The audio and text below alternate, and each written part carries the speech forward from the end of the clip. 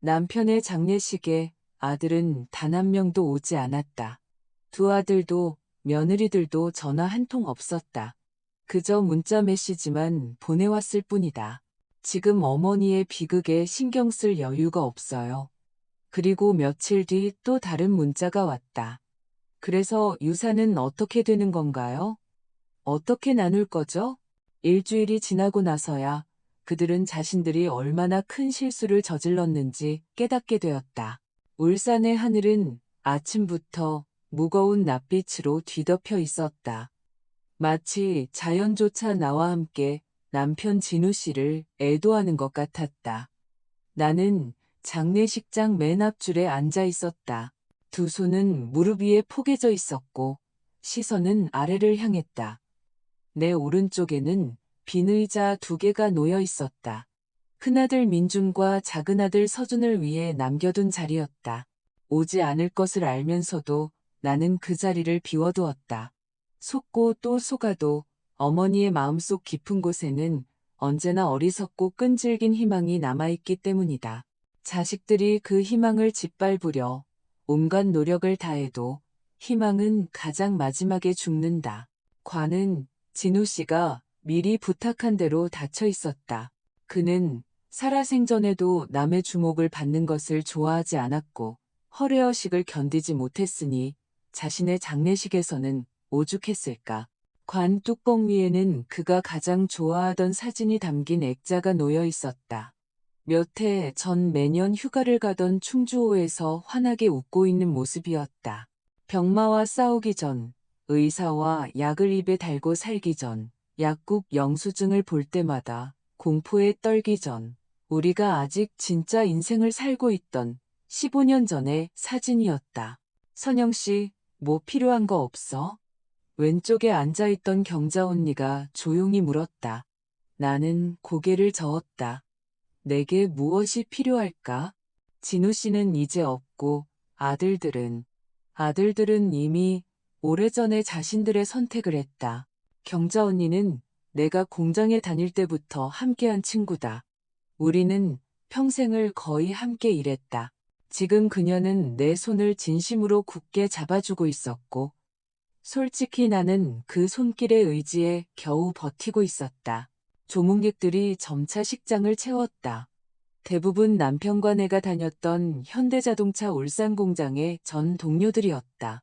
나는 그곳에서 35년간 격리로 일했고 남편은 엔지니어였다. 나이에도 불구하고 멀리서 온 사람들도 많았다. 지팡이를 짚거나 허리를 굽힌 채로 젊을 때부터 우리와 친구로 지낸 최 변호사님도 왔다. 다리를 심하게 절었지만 기어코 와주었다. 예전에 내 밑에서 일했던 조 과장님은 이제 격리부장이 되어 남편과 함께 왔다. 심지어 전 공장장님이셨던 박 사장님은 몇 년 전부터 살고 계신 제주도에서 비행기를 타고 오셨다. 깍지 낀 손으로 서 있는 그의 표정은 진중했다. 나는 그들이 모두 와주었다는 사실에 문득 마음이 따뜻해졌다. 내가 그토록 기다렸던 두 사람만 빼고 모두 나는 출입문 쪽을 힐끗 보았다. 문이 다시 열렸다. 심장이 쿵 내려앉았다. 하지만 아니었다. 옆집 김 선생님 부부였다. 나는 다시 바보처럼 희망을 품었던 스스로가 부끄러워 시선을 떨궜다. 안 올 거야. 내가 경자 언니에게 속삭였다. 알아. 그녀가 대답하며 내 손을 더 꽉 쥐었다. 하지만 우리가 있잖아. 정확히 11시 연결식이 시작되었다. 사회자는 진우 씨가 어떤 사람이었는지, 어떻게 일했는지, 우리 부부가 42년의 결혼 생활 동안 어떤 사랑으로 이어져 있었는지에 대해 이야기했다. 나는 솜으로 귀를 막은 듯 멍하니 들었다. 다 맞는 말이었다. 하지만 민준과 서준의 마지막 인사 없이는 그 모든 말이 공허하게만 들렸다. 진우 씨는 아들들이 우리와 거의 연락을 끊었을 때조차 그들을 사랑했다. 모든 것이 다시 좋아질 거라고 믿었다. 나는 모든 것이 틀어지기 시작했던 그날을 떠올렸다. 2015년 여름이었다. 민주는 34, 결혼해서 갓 지우를 낳았을 때였다. 서준은 31, 지금의 아내 지혜와 막 약혼했을 때였다. 둘 다 자신들의 말로는 IT 업계에서 잘 나간다고 했다. 어느 날 저녁 두 아들은 우리 집에 와서 식탁에 앉아 말했다. 좋은 아이디어가 있어요. 스마트폰으로 옷을 입어볼 수 있는 앱이에요. 똑똑한 녀석들은 모든 계산을 마쳤다고 했다. 돈을 투자해야 한다고 엄마, 아빠, 민준이 시작했다. 이 집을 파시고 좀 더 작은 아파트로 이사하세요. 그 돈으로 저희가 사업을 시작할게요. 몇 년 안에 대박 나면 훨씬 더 좋은 집 사드릴게요. 진우 씨는 말없이 나를 바라보았다. 내가 무슨 말을 할지 기다리는 눈치였다. 나는 식탁 끝을 꽉 잡았다. 집을 팔다니? 이 집은 우리가 젊었을 때 사서 20년 동안 빚을 갚아온 집이다. 우리 아이들이 태어난 곳이다. 생일, 아팠던 날들, 다툼과 화해, 우리의 모든 것이 이곳에 있었다. 안 돼. 내가 말했다. 못 판다. 엄마, 왜 그러세요? 서준이 발끈했다. 일생일대의 기회라고요. 만약 실패하면? 내가 물었다. 우린 길거리에 나앉게 될 거야. 결국 우릴 못 믿으시는 거네요. 민준이 소리치기 직전이었다. 진우 씨가 중재하려 했다. 얘들아, 일단 생각 좀 해보자. 돈을 일부 보태줄 수는 있지만 집은 안 된다. 하지만 아들들은 듣지 않았. 마치 모든 것을 이미 결정했고 우리가 방해물이라는 듯이 서준이 일어서며 차갑게 말했던 것이 기억난다. 이제 누가 우릴 믿는지 잘 알겠네요. 그리고 나가버렸다. 민준도 그 뒤를 따랐다. 문이 어찌나 세게 닫혔는지 유리창이 흔들렸다. 일주일 후 민준에게서 전화가 왔다. 투자자를 찾았다고 했다. 이제 자신들의 힘으로 할 것이니 도움이 필요 없다고. 기뻐해야 할 일인데도 그의 목소리는 우리가 남인 것처럼 차가웠다. 그 후 그들의 사업은 정말로 시작되었고 심지어 자랑도 했다. 하지만 1년 반 만에 경쟁에서 밀려 모든 것이 무너졌다. 미안하다는 말도 부모님 말씀이 옳았다는 말도 한마디 없었다. 오히려 우리가 돈을 더 줬더라면 망하지 않았을 것이라며 우리를 탓하는 기색이 역력했다. 그 이후로 모든 것이 건조하고 의례적으로 변했다. 명절에 가끔 전화가 왔고 손주를 데려오기도 했지만 온기는 이미 사라진 뒤였다. 진우 씨는 괴로워하며 관계를 회복하려 애썼다. 전화를 걸고 저녁 식사에 초대하고 손주들에게 선물을 보냈다. 나는 아무것도 소용없다는 것을 깨닫고는 그냥 물러섰다. 받아들였다. 사회자의 목소리가 나를 회상에서 끌어냈다.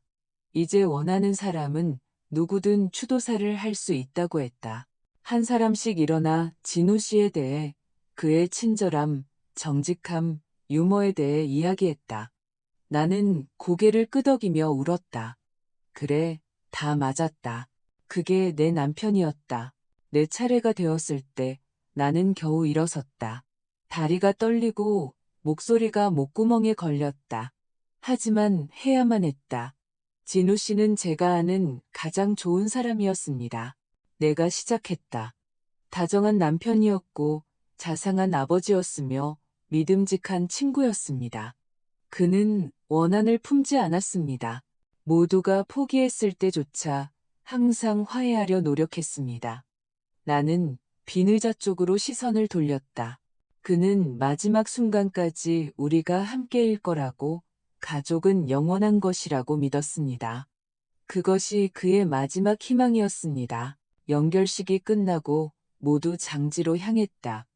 가늘고 차가운 비가 내렸지만 아무도 떠나지 않았다. 내 평생의 친구들, 내 곁을 지켜준 사람들은 끝까지 남아주었다. 관이 땅속으로 내려가고 첫삽의 흙이 뚜껑 위로 둔탁하게 떨어질 때까지 나는 곁에 서 있었다. 더 이상 울지 않았다. 눈물은 이미 식장에서 다 흘렸다. 가슴 속에는 그저 먹먹하고 끈적한 공허함만 남았다.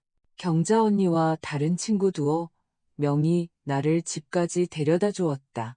식탁 차리는 것을 돕고 각자 가져온 찌개나 전을 데웠다. 아무도 나를 혼자 두고 싶어 하지 않았다. 사람들은 앉아서 진우 씨를 추억했다. 직장에서 있었던 재미있고 따뜻한 일화들을 이야기했다. 나도 앉아서 고개를 끄덕이고 웃어야 할 때 미소 지었지만 모든 것이 내 곁을 스쳐 지나가는 것 같았다. 몸은 여기 있지만 영혼은 다른 방, 다른 시간 속에 있는 듯 했다. 우리가 아침에 차를 마시며 장볼 것을 의논하고 손주들 이야기를 나누던 그 주방에 저녁이 되자 거의 모든 사람이 돌아갔다. 경자 언니만 남았다. 오늘 너랑 같이 있을게. 그녀는 언제나처럼 묻지 않고 말했다. 우리는 주방에 앉아 말없이 차를 마셨다. 하지만 그 침묵은 무겁지 않고 따뜻하고 평온했다. 아주 가까운 사람들 사이에서만 가능한 그런 침묵이었다. 휴대폰은 봤어? 그녀가 문득 물었다. 아니, 나는 한숨을 쉬었다. 어차피 아무것도 없을 거야. 나는 마지못해 휴대폰을 꺼냈다. 화면에는 읽지 않은 메시지 2개가 깜박이고 있었다. 심장이 철렁했다. 혹시나 첫 번째는 민준의 메시지였다. 엄마, 참석 못해서 죄송해요. 중요한 고객 프레젠테이션이 있었어요. 회사 미래가 달린 일이라서요. 지금 엄마의 비극에 신경 쓸 여유가 없네요. 지우가 안부 전해요. 2번째는 서준의 메시지였다. 엄마, 괜찮으세요? 지혜랑 저랑 너무 바빠서 도저히 갈 수가 없었어요. 유산은 어떻게 나누실 생각이세요? 저희도 예산을 짜야 해서요. 나는 휴대폰을 경자 언니에게 건넸다. 그녀는 읽고 나서 얼굴이 굳어졌다. 배은망덕한 그녀가 말을 시작했지만 끝맺지 못했다. 선영아, 너 쟤들한테 아무것도 해줄 의무 없어. 정말 아무것도. 나는 휴대폰을 돌려받아 화면이 보이지 않게 식탁 위에 내려놓았다. 언니, 뭐가 제일 무서운지 알아? 내가 조용히 말했다. 진우 씨는 마지막까지 희망을 버리지 않았어. 몸이 안 좋아질 때마다 얘들한테 전화해봐. 혹시 올지 모르잖아라고 했어. 죽기 전에 아이들을 보고 싶어 했어. 모든 걸 풀고 싶어 했는데 걔들은 오지 않았어. 경자 언니가 말했다. 오지 않았지. 민주는 회의를 미룰 수 없다고 했고 서준은 주말에 오겠다고 약속했지만 나타나지 않았다. 그리고 진우 씨는 화요일 아침에 세상을 떠났고 2아들 중 누구의 얼굴도 보지 못했다. 나는 벽에 걸린 사진을 보았다. 그 호숫가에서 찍은 사진. 그 불화가 있기 전, 냉랭해지기 전. 10년 전쯤 우리 모두가 함께 찍은 사진이었다. 진우 씨가 내 어깨를 감싸 안고 있고 옆에는 민준과 며느리, 서준과 지혜가 서 있다. 어린 지우는 아빠 목에 올라타 웃고 있다. 그때 우리는 가족이었다. 어쩌면 그렇게 보였을 뿐이었을지도 모른다. 그래서 이제 어떡할 거야? 경자 언니가 물었다. 나는 사진에서 시선을 떼고 그녀를 바라보았다. 장례식 다음날 아침은 정적이 나를 맞았다. 단순한 고요함이 아니라 텅 빈 공허함이었다. 거의 43년 동안 나는 진우 씨가 내는 소리에 잠을 깼다. 그가 숨 쉬는 소리, 슬리퍼를 끌며 바닥을 걷는 소리, 부엌에서 컵을 달그락거리는 소리. 이제는 모든 것이 끝났다. 정적뿐이었다. 경자 언니는 8시쯤 돌아갔다. 나는 무슨 일이 있으면 전화하겠다고 약속했다. 전화하지 않을 것을 알면서도 약속했다. 남에게 짐이 되는 것을 싫어했다. 평생을 혼자 해결하려고 했었다. 지금도 할 수 있을 것이다. 나는 침대에서 일어나 기계적으로 부엌으로 갔다. 평소처럼 커피를 2잔 내렸다. 그리고 나서야 깨달았다. 진우 씨는 더 이상 없다는 것을. 커피 절반을 싱크대에 쏟아버렸다. 또 하나의 버려야 할 습관이었다. 식탁 위에 휴대폰이 놓여 있었다. 나는 그것을 집어들어 어제 아들들이 보낸 메시지를 다시 읽었다. 지금 엄마의 비극에 신경 쓸 여유가 없네요. 유산은 어떻게 나누실 생각이세요? 그 다툼 이후 10년이 지났지만 상처는 여전히 아팠다. 그들이 아니라 내 상처였다. 그들은 오래전에 아무렇지 않아진 것 같았다. 투자자를 구하고 사업을 시작하고 망했다. 그리고 그 후에도 미안하다는 말 한마디, 우리가 옳았다는 인정 한마디 없었다. 오히려 우리가 돈을 줬더라면 살아남았을 것이라며 우리를 탓하는 듯 했다. 진우 씨는 모든 것을 되돌리려 애썼다. 전화하고 초대하고 몸이 좋지 않을 때조차 그랬다. 하지만 돌아오는 대답은 언제나 일, 아이들, 다른 약속 같은 핑계뿐이었다. 그가 발작 후에 힘들게 일어나 셔츠를 입고 동료의 집들이에 갔다가 문 앞에서 서성였던 일이 기억난다. 그들은 그가 오기로 한 것을 잊어버렸던 것이다. 그가 완전히 쇠약해졌을 때 나는 직접 전화를 걸어 상태가 나빠지고 있다고 제발 와달라고 애원했다. 민주는 결국 1시간 정도 들렀다가 회의를 핑계로 가버렸다. 서준은 끝내 오지 않았다. 진우 씨가 세상을 떠났을 때 나는 두 아들에게 모두 전화했다. 그들은 애도를 표하고 장례식에 오겠다고 약속했지만 오지 않았다. 손에 쥔 휴대폰이 진동했다. 서준에게서 온 새 메시지였다. 엄마, 민준 형이랑 저 유언장 언제 공개되는지 알고 싶어요. 변호사님한테서 연락받으셨어요? 나는 휴대폰을 다시 식탁 위에 화면이 보이지 않게 내려놓았다. 유산, 돈. 그것이 지금 그들이 생각하는 전부였다. 나의 외로움도 아버지를 잃은 슬픔도 아니었다.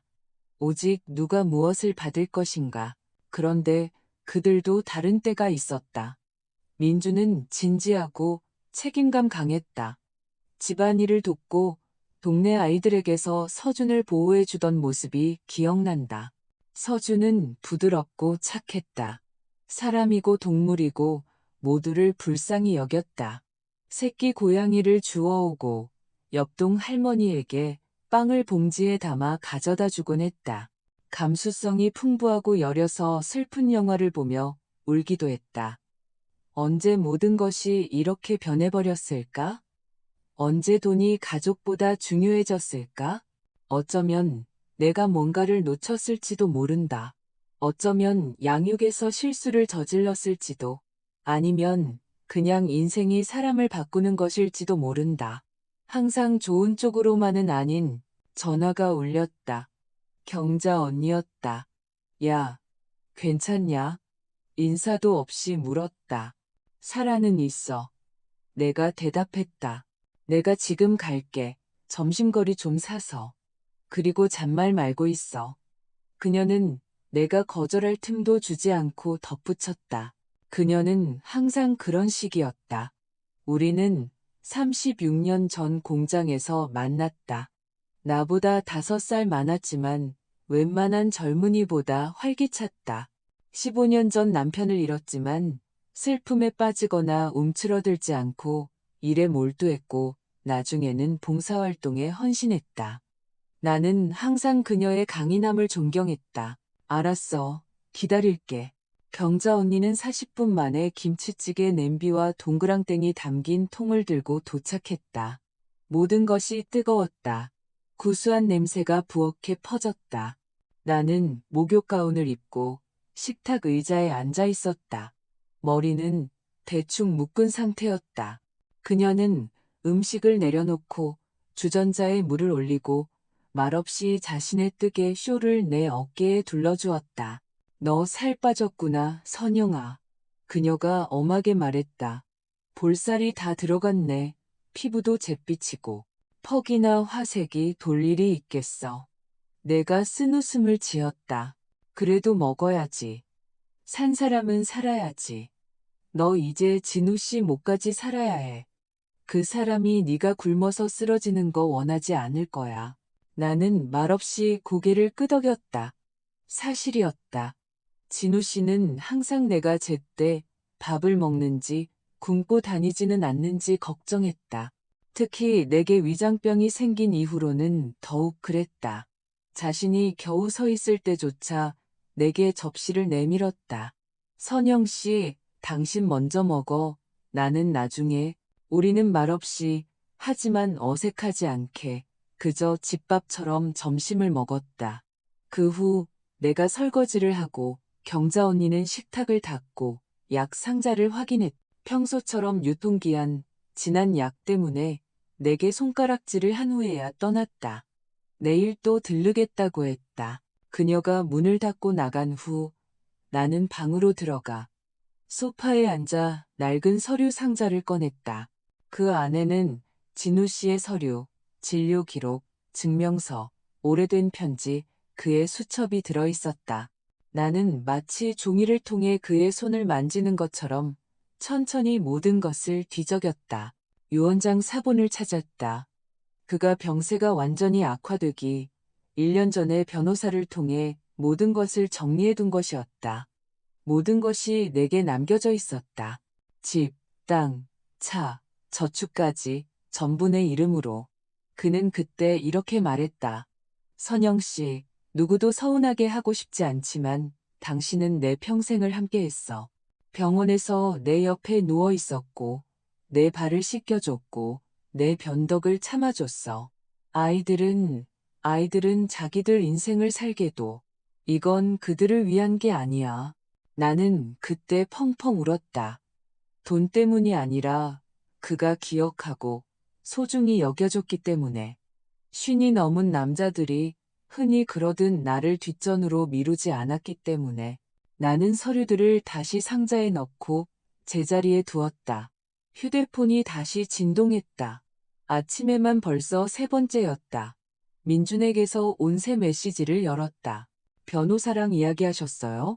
저희는 어떤 자산이 있고 누가 어떻게 처리할 건지 파악해야 합니다. 지금 아내랑 저 재정 상황이 어려워요. 명확하게 알아야 합니다. 나는 채팅창을 닫았다. 심장이 분노인지 서러움인지 모를 감정으로 무겁게 뛰었다. 진우 씨는 아직 땅속에서 식지도 않았는데 그들은 벌써 자산을 나누고 있었다.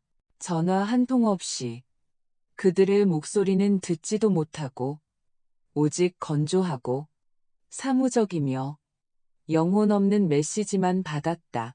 마치 내가 그들의 어머니가 아니라 회계사인 것처럼. 저녁에 나는 정원으로 나갔다. 진우 씨가 아픈 후로는 힘도 없고 기분도 나지 않아 오랫동안 방치된 곳이었다. 하지만 그는 이 정원을 무척 사랑했다. 그가 직접 심은 감나무는 여전히 대문 옆에 서 있었다. 가늘고 약간 기울어진 채로. 나는 나무 껍질을 손으로 쓸어보았다.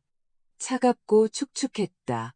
그 옆에는 그가 매년 봄마다 채송화를 심던 화단이 있었다. 진우 씨.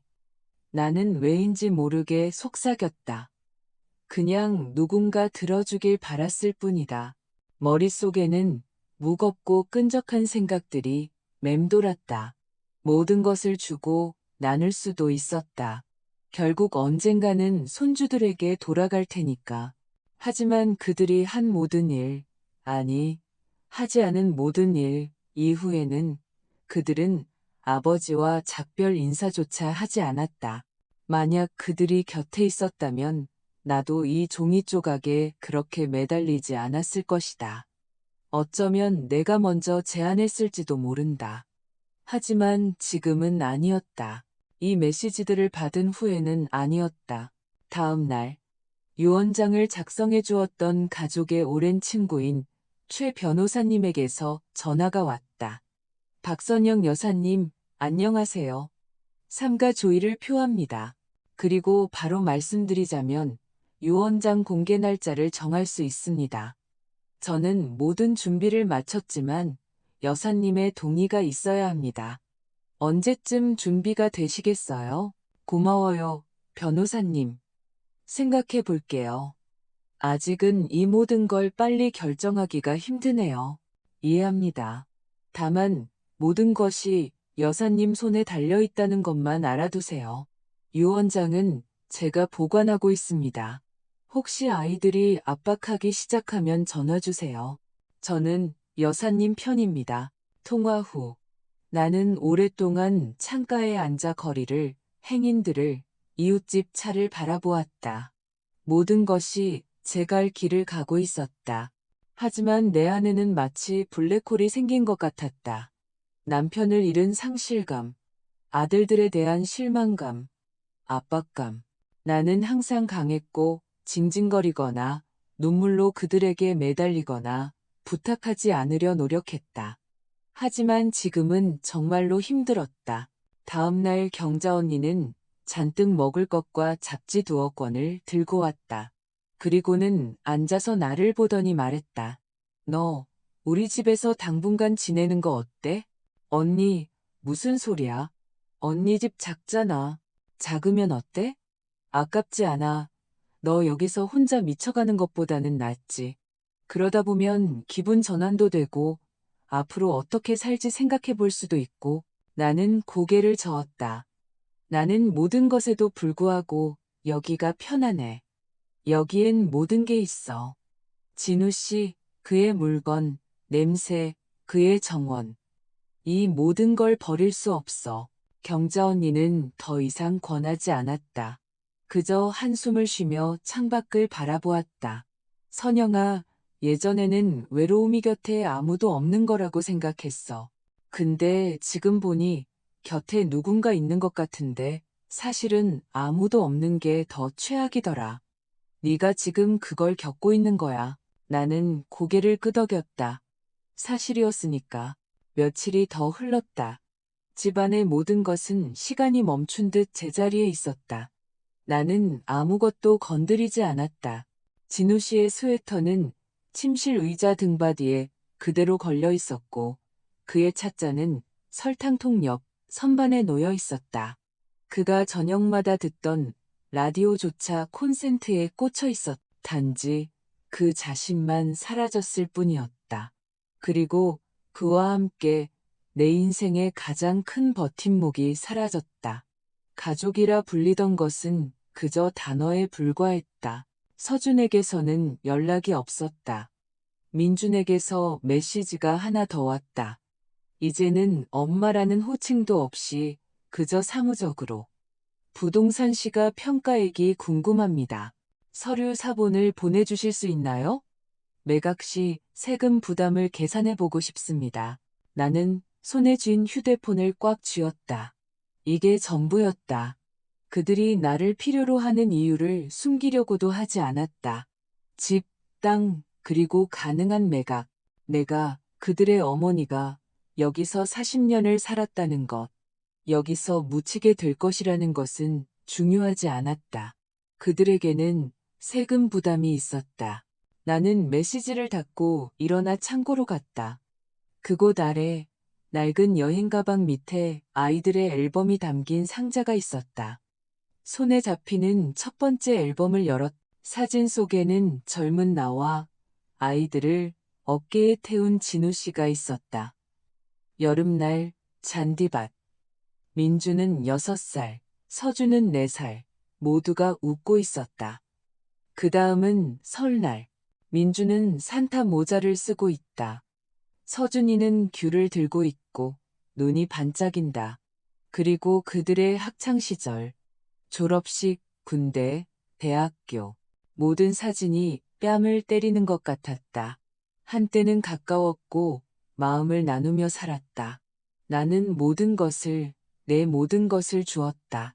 그런데 이제 나는 그저 부동산을 소유한 늙은 여자일 뿐이었다. 나는 그 사진들을 들고 어두워질 때까지 바닥에 앉아 있었다. 울지는 않았다. 이젠 아프기보다는 속이 상한 것처럼 쓰라리고 역겨웠다. 맑은 멜로디가 나를 현실로 돌려놓았다. 집 전화였다. 요즘은 거의 아무도 이 전화로 걸지 않는다. 나는 수화기를 들었다. 낯선 목소리였다. 여보세요. 박선영 여사님, 댁 맞습니까? 네. 제 이름은 윤 박사라고 합니다. 남편분의 친구였습니다. 예전에 공장 연구소에서 함께 프로젝트를 진행했었죠. 제게 여사님에 대해 많은 이야기를 해주셨습니다. 장례식에 참석하지 못해 죄송합니다. 몸이 안 좋아서요. 전화 주셔서 감사합니다. 나는 그의 목소리가 꾸밈없이 정직하다는 것을 즉시 느꼈다. 예의상 거는 그런 전화가 아니었다. 최근에 저희 공동 연구 자료를 정리하다가 남편분께서 메모를 남긴 오래된 설계도 파일을 발견했습니다. 흥미로운 내용이 좀 있습니다. 한번 보시겠습니까? 여사님께 중요할 것 같아서요. 물론이죠. 감사하겠습니다. 우리는 그가 다음날 들르기로 약속했다. 나는 수화기를 내려놓았고 가슴속에서 무언가 움직이는 것 같았다. 누군가 아직 진우 씨를 이름만이 아니라 한 사람, 전문가, 동료로서 기억하고 있었다. 그것은 한 모금의 신선한 공기와 같았다. 아침에 윤 박사님이 오셨다. 머리는 희끗희끗하고 지팡이를 짚었지만 기운이 넘쳤다. 그는 파일을 가져와 식탁 위에 올려놓았다. 우리는 부엌에 앉았다. 그는 진우 씨와 90년대 말 공장이 어려웠던 시절에 함께 일했으며 많은 개발이 실현되지 못했지만 아이디어는 진지하고 훌륭했다고 말했다. 그분은 진짜 엔지니어였습니다. 윤 박사님이 말했다. 요즘 사람들 같지 않았죠.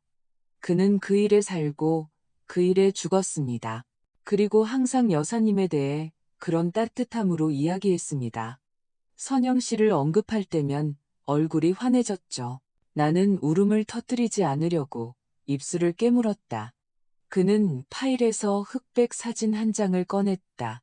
낡은 실험실, 진우 씨, 윤 박사님 자신, 그리고 3명의 다른 사람들. 모두 젊고 하얀 가운을 입고 행복하게 웃고 있었다. 우리는 그때 무언가를 바꿀 수 있다고 믿었습니다. 그가 말했다. 기술이 미래라고 믿었죠.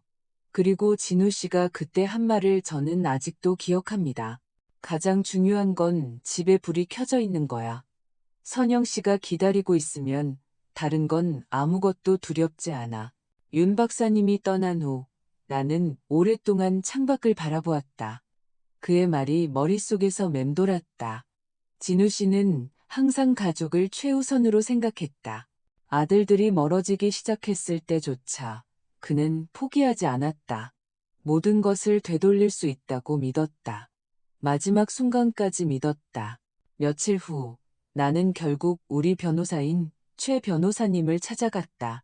그는 나를 따뜻하고 친절하게 맞이했다. 나를 안치고 차를 따라주며 서류를 보여주었다. 선영 여사님, 진우 씨는 모든 것을 여사님께 남겼습니다. 집, 땅, 예금, 심지어 낡은 차까지도요. 유언장에는 이렇게 적혀 있습니다. 내 마지막 날까지 함께하며 단 한 번도 등을 돌리지 않은 나의 아내에게. 나는 고개를 끄덕였다. 놀라워서가 아니라 감사해서. 이제 어떻게 해야 할까요? 내가 물었다. 원하신다면 당분간 유언장을 공개하지 않을 수 있습니다. 여사님께는 그럴 권리가 있습니다. 기다리게 하세요. 나는 생각에 잠겼다. 그러고 보니 정말 그랬다. 왜 내가 그들의 지시에 따라 서둘러야 하는가? 이번 한 번만이라도 기다리게 하자. 모든 것이 그렇게 간단하지 않다는 것, 인생이 재산 분할만이 아니라는 것을 느끼게 하자. 최 변호사 사무실을 나왔을 때는 거의 어두워져 있었다. 공기에서는 10월의 냄새, 젖은 나무잎, 습기, 첫서리의 냄새가 났다. 나는 서두르지 않고 천천히 거리를 걸었다.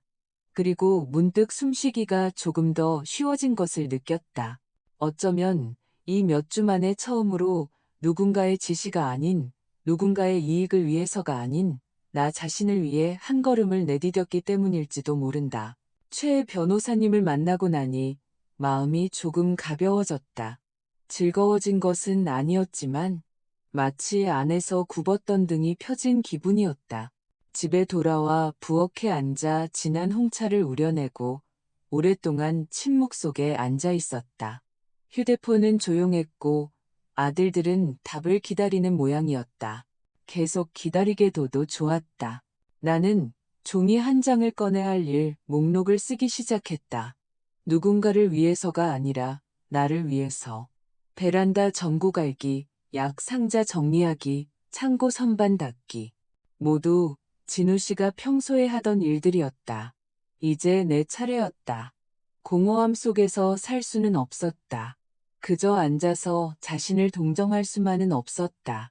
불평 없이, 남들 앞에서 눈물 없이 스스로 조금씩 나를 일으켜 세워야 했다. 다음 날, 초인종이 울렸다. 문을 여니 30살쯤 되어 보이는 젊은 여성이 아이를 안고 서 있었다. 아이는 곱슬머리에 눈이 큰 여자아이였다. 2살이 채 안 되어 보였다. 여성은 조금 머뭇거리더니 입을 열었다. 죄송합니다. 박선영, 어머님 맞으시죠? 네, 나는 놀랐다. 저는 서아라고 해요. 죄송해요. 혹시 때가 안 좋은 건 아닌지? 예전에 서준 씨랑 만났었어요. 지금 아내분 만나기 전에요. 나는 무슨 말을 해야 할지 몰랐다. 아이를 바라보는데 심장이 뛰었다. 그때 저희는 안 좋게 헤어졌어요. 저는 부산으로 갔다가 최근에 울산으로 다시 돌아왔어요. 서준 씨는 제가 임신한 걸 몰랐어요. 제가 말하지 않기로 결정했거든요. 그는 그때 다른 세상에 살고 있었어요. 온통 사업, 프로젝트에 빠져 있었죠. 방해하고 싶지 않았어요. 그녀는 아이를 더 가까이 껴안았다. 아이는 하품하며 엄마에게 기댔다. 돈 때문에 온 거 아니에요. 서아가 조용히 말했다. 저는 아무것도 필요 없어요. 그냥 아이가 자라고 있는데 나중에 남의 입을 통해 모든 걸 알게 하고 싶지 않아서요. 아빠가 자기를 버렸다고 생각하게 하고 싶지도 않고요. 그냥 어머님께서 알아주셨으면 했어요. 그냥 알아주시기만 하면 돼요. 나는 침묵했다. 이 작고 가녀린 아이를 보며 내 안의 모든 것이 뒤집히는 것을 느꼈다. 나의 작은 손녀. 나는 그 아이가 존재하는 줄도 몰랐다. 이름이 뭐니? 하윤이요. 여자가 미소 지었다. 괜찮다면 내가 한번 안아봐도 될까? 내가 한 걸음 다가갔다. 서아는 고개를 끄덕이며 조심스럽게 아이를 내 팔에 안겨주었다. 나는 아기를 꼭 껴안았다. 아이는 놀라지 않고 내 어깨에 얼굴을 묻고 하품했다. 참 예쁘구나. 내가 속삭였다. 어머님 인생에 끼어들고 싶지 않았어요. 서아가 조용히 말했다. 하지만 아버님께서 돌아가셨다는 소식을 듣고 혼자 남으셨다는 걸 알고는 혹시 알고 싶어 하실지도 모른다고 생각했어요. 아무것도 바라지 않아요. 그냥 언젠가 곁에 있어 주시면. 나는 고개를 끄덕였다. 와줘서 고마워. 그리고 침묵하지 않아 줘서 고마워. 그들은 30분 후에 떠났다. 나는 창가에 서서 그들의 뒷모습을 바라보며 울었다. 하지만 이것은 다른 눈물이었다. 고통이나 슬픔의 눈물이 아니라 어딘가 맑은 눈물이었다. 어쩌면 오랜만에 처음으로 이득이나 요구 없이 그저 손녀라는 따뜻하고 진정한 무언가를 받았기 때문일지도 모른다. 저녁에 경자 언니가 어김없이 찾아왔다. 문턱을 넘자마자 내가 달라진 것을 눈치챘다. 무슨 일 있었어? 언니, 나 손녀가 생겼어. 내가 말했다. 상상이가? 무슨 손녀? 나는 모든 것을 이야기했다. 그녀는 끼어들지 않고 주위에 깊게 듣더니 천천히 고개를 끄덕였다. 이게 인생이구나. 그녀가 한숨을 쉬었다. 생각해봐, 선영아. 우리가 얼마나 많은 것을 모르고 사는지, 그리고 우리가 가졌다는 것조차 모르고 누군가를 얼마나 쉽게 잃을 수 있는지. 우리는 차를 마시고 저녁을 먹었다. 경자 언니가 떠난 후 나는 침대에 누워 오랫동안 잠들지 못했다. 눈앞에 아기의 얼굴이 계속 아른거렸다. 아이는 서준을 전혀 닮지 않았다.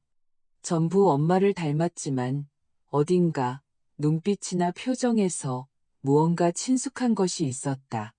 나의 것, 진우 씨의 것. 어쩌면 이 아이야말로 내 인생의 예상치 못한 전환점일지도 모른다고 생각했다. 작고 거의 눈에 띄지 않지만 진정한 의미. 아침에 민준에게서 다시 문자가 왔다. 이번에는 집요했다. 엄마, 저희가 뭘 하고 계신 건지 이해가 안 가네요. 저희는 엄마 자식들이에요. 유산에 대해 알 권리가 있어요. 만약 모든 게 엄마 앞으로만 되어 있다면 그건 불공평해요. 저희도 일부를 받을 권리가 있습니다. 어떻게 하실 건지 설명해 주세요. 법적으로 해결하고 싶지는 않지만 어쩔 수 없다면 엄마가 그렇게 만드시는 거예요. 나는 메시지를 3번 다시 읽고 조용히 휴대폰을 닫고 죽을 끓이러 갔다. 냄비를 불에 올리고 가스를 켜고 소금을 꺼냈다. 모든 것이 평소와 같았다. 하지만 내 안에서는 더 이상 아무것도 떨리지 않았다. 두려움도 서러움도 없이 오직 확고한 깨달음뿐이었다. 나는 누구에게도 아무 빚이 없다. 나는 누구도 배신하지 않았다. 나는 양심에 따라 살았다. 그리고 그들이 가족이 무엇인지 잊었다면 그것은 그들의 선택이다. 진우 씨는 언젠가 말했다. 가족은 혈연이 아니라 네가 힘들 때 곁에 있어주는 사람이야. 그리고 지금 내 곁에는 경자 언니가 있고 작은 하윤이가 있으며 심지어 낡은 설계도 파일을 가져다 준 윤 박사님도 있다. 하지만 그들은 다른 세계에 있다. 퍼센트와 이득, 시가평가액이 모든 것을 결정하는 곳에. 그리고 문득 나는 그들 없이도 살 수 있다는 것을 깨달았다. 분노 때문이 아니라 내적인 해방감 때문이었다. 내가 아플 때 내 손을 잡아주지 않는 사람들에게 매달리기에는 이미 충분히 오래 살았기 때문이다. 다음 날 나는 시내에 나갔다. 병원에서 서류를 떼고 약국에 들러야 했다. 차는 아직 조심스럽게 몰았다. 항상 진우 씨가 운전했고 나는 면허는 있지만 오랫동안 운전대를 잡지 않았었다. 하지만 괜찮았다. 해냈다. 길을 가다가 첫 주 동안 나를 짓누르던 그 공허함을 더 이상 느끼지 않는다는 것을 깨달았다. 힘들고 물론 외롭지만 마치 안에서 무언가가 다시 조립되기 시작한 것 같았다. 예전과는 다르게 더 조용하고 더 깊게. 약국에서 정자 씨를 만났다. 그녀는 우리와 공장에서 함께 일하다가 은퇴했다. 우리는 10년은 못 본 것 같았다. 선영 씨, 정말이야? 네, 정자 씨. 그녀는 내가 얼마나 변했는지 평가하려는 듯 나를 유심히 보았다. 진우 씨 돌아가셨다고 들었어. 삼가 조의를 표해, 친구. 고마워. 나는 고개를 끄덕였다. 그래, 갔어. 내 애들은 어때? 그녀가 갑자기 물었다. 나는 순간 숨을 참았다가 차분하게 대답했다. 살아있지. 각자 자기 인생이 있으니까. 우린 거의 연락 안 해. 정자 씨는 한숨을 쉬었다. 요즘은 다들 그래. 우리 손주는 서울에 있는데 1년에 한 번도 안 왔어. 나는 젊었을 때 부모님을 위해서라면 불속이라도 뛰어들었을 텐데. 우리는 10분 정도 더 서서 이야기를 나누다 헤어졌다.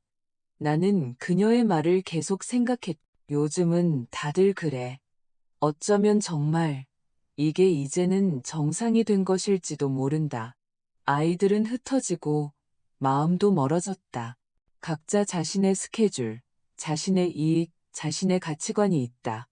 하지만 마음은 어릴 때처럼 여전히 희망을 품는다. 와서 안아주고 엄마, 죄송해요라고 말해주기를. 하지만 그런 일은 없었다. 저녁에 경자 언니는 혼자가 아니었다.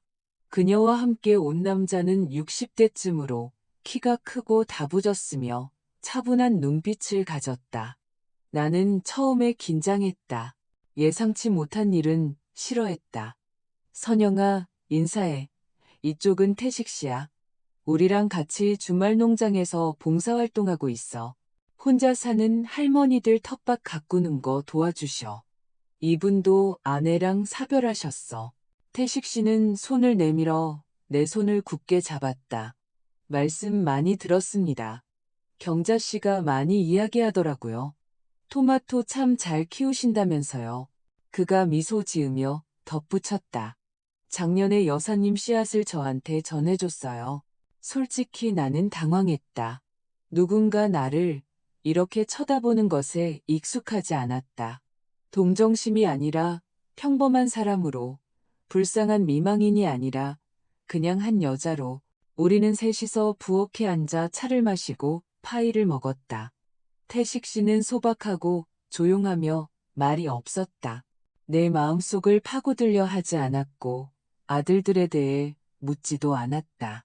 그는 텃밭, 사과나무, 요즘은 진짜 품종이 없고 다 교배종이라는 이야기를 했다. 그리고는 정중하게 작별 인사를 하고 떠났다. 그가 문을 닫고 나갔을 때 경자 언니가 나를 짓궂게 쳐다보았다. 어때? 괜찮은 남자지? 괜찮네. 근데 내가 연애할 나이는 아니잖아. 연애하라고 만난 거 아니야.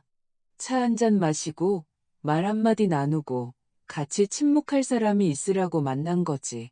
나는 아무 대답도 하지 않았지만 안에서 무언가 흔들렸다.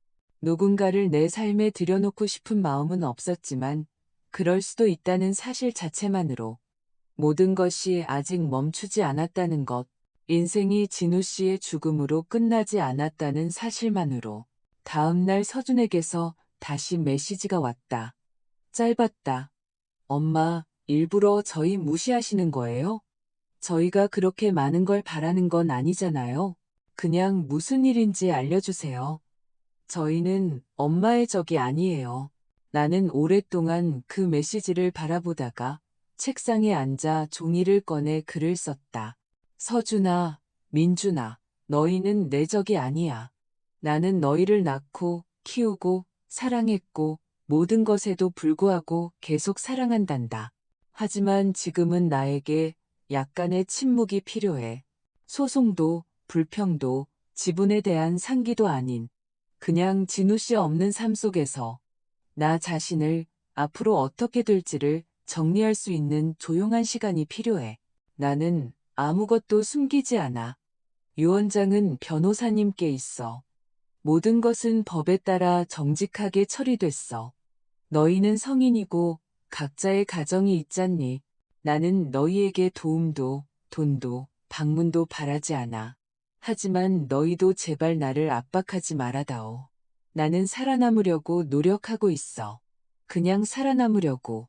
만약 너희 마음속에 아직 아주 조금이라도 이해심이 남아있다면 내가 조용히 그렇게 할 수 있게 해줘. 엄마가.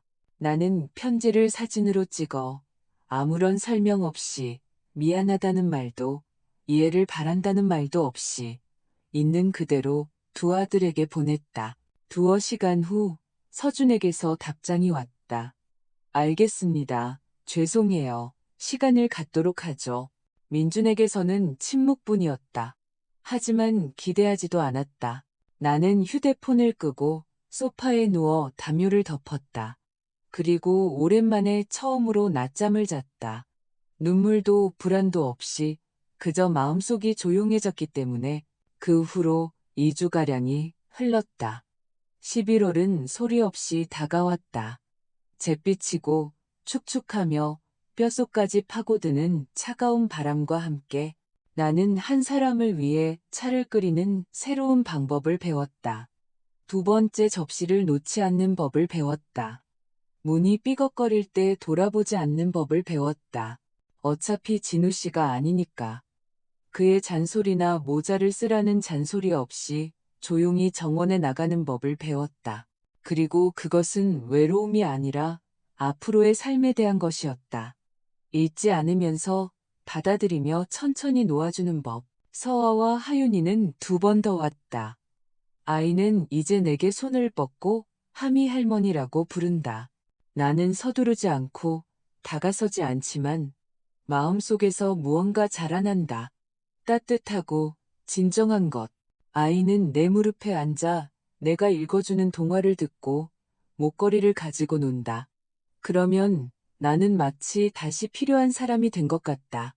조건 없이, 계산 없이 경자 언니는 약속대로 태식 씨를 몇 번 더 데려왔다. 그는 울타리를 고쳐주었고 낡은 대문을 수리했으며 부엌의 콘센트를 고쳤다. 마음속으로 파고들거나 아첨하지 않고 그저 일하고 그저 곁에 있었다. 우리 사이에 무엇이 있는지 모르겠고 지금 알아야 할 필요가 있는지도 모르겠다. 그가 있다는 것이 좋고 앞으로는 될 대로 될 것이다. 어느 날 저녁 우리는 집 앞 벤치에 앉아 있었다. 바람도 없이 조용했다. 마른 잎사귀들이 두꺼운 융단처럼 깔려 있었다. 나는 손에 든 낡은 찻잔을 들고 있었다. 그는 침묵했다. 그러다 갑자기 말했다. 참 강인하시네요. 나는 살짝 미소 지었다. 다들 그렇게 말하지만 속은 죽 같아요. 아니요. 약한 사람들도 속은 죽 같을 수 있죠. 하지만 그들은 그 아래로 무너져요. 근데 당신은 서 계시잖아요. 나는 아무 대답도 하지 않았다. 하지만 그의 말은 내 안에 오랫동안 남았다. 며칠 후 변호사님에게서 전화가 왔다. 선영 여사님, 아드님들이 공식적으로 요청서를 제출했습니다. 유언장 사본을 받고 싶어 합니다. 그럴 권리가 있습니다. 형식적으로는 그렇죠. 하지만 여사님께서는 여전히 공식적인 공개에 동의하지 않으실 수 있습니다. 모든 것을 서류로 남기고 싶지 않으시다면 그럴 권리가 있습니다. 하지만 그들은 단호한 것 같습니다. 나는 그에게 감사 인사를 하고 수화기를 내려놓고 정원으로 갔다. 울타리 옆 벤치에 앉아 오랫동안 앉아 있었다. 울지 않고 그저 생각했다. 나는 그들에게 양보하고 일부를 주고 모든 것이 예전 같다고 우리가 가족이라고 자장할 수도 있었다. 하지만 그것은 거짓말이었을 것이다. 나는 더 이상 나 자신에게도 그들에게도 거짓말하고 싶지 않았다. 그리고 그때 나는 감정 없이 그저 그것이 옳기 때문에 결정을 내렸다. 다음 날 나는 직접 변호사 사무실에 찾아가 최 변호사님에게 유언장을 공식적으로 공개해달라고 요청했다. 정해진 대로 그들이 사본을 받고 모든 것을 알게 하도록. 그리고 나는 땅의 일부, 진우 씨가 채송화를 심었던 그 작은 땅 조각을 서아와 그녀의 딸 하윤의 이름으로 증여해달라고 요청했다. 나는 그냥 그 아이에게 이 땅과의 연결고리가 남아서 자신에게도 이곳에 뿌리가 있다는 것을 알게 해주고 싶다고 말했다. 최 변호사님은 놀랐지만 질문하지 않았다. 그는 언제나 필요한 곳에서 침묵할 줄 아는 사람이었다. 사흘 후 서준에게서 전화가 왔다. 목소리는 지친 듯 둔탁했다. 엄마, 다 읽었어요. 아빠가 모든 걸 그렇게 정리하신 줄 몰랐어요. 저는 그냥 엄마가 원칙 때문에 저희를 멀리 하신다고 생각했어요. 원칙 때문이 아니야, 서준아. 나는 더 이상 발끝으로 살고 싶지 않을 뿐이야. 변명하고 싶지 않아. 너희를 위해 할 수 있는 모든 것을 했어. 그리고 그래, 나는 지쳤어. 알겠어요. 죄송해요. 그는 지분에 대해 묻지도 돈에 대해 말하지도 않고 그냥 전화를 끊었다. 나는 폭풍 후의 고요함처럼 그것을 바라보며 앉아 있었다. 그리고 민준에게서 메시지가 왔다. 아주 짧게. 엄마가 결정한 대로 하세요. 다만 이제 우리에게서 아무것도 기대하지 마세요. 나는 다시 읽었다. 그리고 끝이었다. 고통도 눈물도 없이 오직 피로감뿐이었다. 긴 여행 끝에 피로처럼 깊었지만 심지어 그 피로감 속에도 안도감이 있었다. 이제 모든 것이 거짓 없이 명확하고 깨끗해졌기 때문이다. 저녁에 나는 정원으로 나가 축축한 잔디를 밟으며 나무로 다가갔다. 진우 씨의 감나무는 서서 흔들리며 하늘을 향해 뻗어 있었다. 나는 나무줄기를 손으로 쓸었다. 이제 다 끝났어, 진우 씨. 당신이 부탁한 대로 조용히 양심에 따라 모든 것을 제자리에 놓았어. 침묵은 먹먹하지 않고 평온했다. 마치 그가 예전에 그저 침묵할 때처럼 바로 옆에 서 있는 것 같았다. 그리고 나는 그것만으로도 마음이 가벼워졌다. 겨울은 소리 없이 찾아왔다. 처음에는 아침 서리로, 그 다음에는 가벼운 눈으로, 그리고 나중에는 무릎까지 오는 눈더미로. 나는 커튼을 두꺼운 것으로 바꾸고 겨울 부츠를 꺼내고 아궁이에 불을 떼기 시작했다. 그렇게 조금씩 따뜻함과 아늑함을 위해 진우 씨 없이는 모든 것이 달랐지만 살아가는 습관은 슬퍼하는 습관보다 강했다. 아들들에게서 전화가 오기를 기다리지도 않았고 받지도 않았다. 민준의 마지막 메시지 이후로 침묵, 서준도 더 이상 전화하지 않았다. 나는 그들을 탓하지 않고 그냥 받아들였다. 각자 자신의 길이 있다. 그들은 자신들의 길을 선택했고 나는 나의 길을, 그리고 이제 내게는 그들의 인정보다 나 자신의 평온이 더 중요했다. 경자 언니는 언제나처럼 곁에 있었다. 새로운 소식과 정과 그녀의 끝없는 걱정거리를 가지고 왔다. 웃고 잔소리하고 분주했다. 그녀의 목소리는 집안의 라디오처럼 모든 것에도 불구하고 계속되는 삶처럼 들렸다. 태식 씨도 더 자주 나타나기 시작했다. 암시나 말없이 어쩌면 그냥 곁에 있었다. 한 번은 연장선을 가져다 주었고 그 다음에는 새 샤워기 헤드를 고치고 침묵하고 차를 마시고 가끔 농담을 했다. 나는 싫지 않았다. 새로운 남편은 필요 없었다. 하지만 저녁을 함께 나눌 수 있는 사람은 이미 선물이었다. 서아와 하윤이도 거의 가족이 되었다. 아이는 자라고 옹알이를 하고 방을 뛰어다니며 웃는다. 나는 아이에게 봉제 토끼를 사주었다. 언젠가 서준이의 세 번째 생일에 선물했던 바로 그 토끼. 그리고 이제 그 토끼는 다시 아이의 손에 들려 있다. 인생은 돌고 돈다. 어느 날 서아는 차를 마시러 남았다. 우리는 아기가 자는 동안 둘이서 앉아 있었다. 고맙습니다, 어머님. 그녀가 찻잔을 보며 말했다. 받아주시지 않을 거라고 생각했어요. 무서웠어요. 무서워할 것 없어. 내가 조용히 대답했다. 너는 정직하게 모든 것을 말했고 아무것도 요구하지 않았어. 그리고 나는 스스로 모든 것을 이해했어. 그녀는 조용하고 지친 미소를 지었다. 젊지만 이미 지친 여자. 나는 그녀에게서 나 자신을 보았다. 30대 초반의 나, 두 아이와 잠 부족과 불안 속의 나. 다만 그녀는 혼자라 더 힘들지도 모른다. 내가 증여, 서류의 땅을 추가했어. 내가 덧붙였다. 딸 앞으로 작은 땅 조각이지만 언젠가 쓸모가 있을지도 모르지. 자신에게 뿌리가 있다는 것을 알게 되기를 바라. 서아의 눈에 눈물이 고였지만 그녀는 울지 않고 고개만 끄덕였다. 어떻게 감사드려야 할지 모르겠어요. 그럴 필요 없어. 그냥 가끔 차 마시러, 이야기하러 와. 1월에 나는 다시 정원으로 나갔다. 눈은 무릎까지 쌓였고 모든 것이 하얗고 조용했다. 감나무는 서리로 뒤덮인 채 서 있었다. 나는 다가가 나무줄기를 만졌다. 진우 씨처럼 강하고 거칠었다. 나는 완전한 침묵 속에 서서 문득 깨달았다. 나는 더 이상 혼자가 아니었다.